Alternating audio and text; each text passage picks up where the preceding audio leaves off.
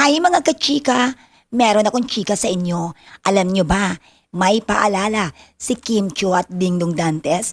Eto, dapat tiyaking nagagamit ng tama ang ating buwis. At alam nyo ba mga kachika, tila mas nangningning ang ilang artista hindi lang sa kanilang talento, kundi pati na rin sa pagiging warang mamamayan. Kamakailan lang, kinilala ng Bureau of Internal Revenue o BIR ang ilan sa mga sikat na personalidad bilang bahagi ng top celebrity taxpayers of 2024. At alam niyo ba mga kachika, isa si Dingdong Dantes sa mga nabigyan ng parangal at imbes na magpapasalamat lang ay nagbigay siya ng makabuluhang paalala tungkol sa responsibilidad ng bawat Pilipino sa pagbabayad ng buwis. At bungad niya sa isang Instagram post, malapit na ang April 15, filing of taxes. Bilang mamamayan, kailangan siguraduhin natin maayos ang tama ng ating pagbabayad ng buwis.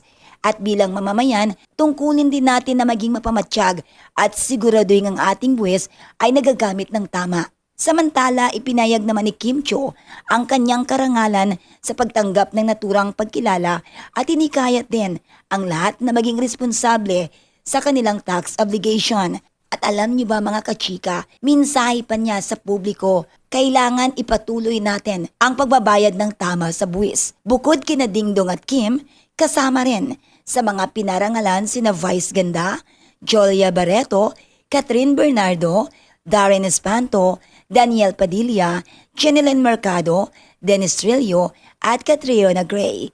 Si Vice ang nangunguna sa nasabing recognition at sa pagtanggap niya ng award ay nagpaalala siya ng tamang paggamit ng buwis at ang obligasyon ng mga nasa gobyerno na ipaliwanag kung saan napupunta ang buwis ng bayan.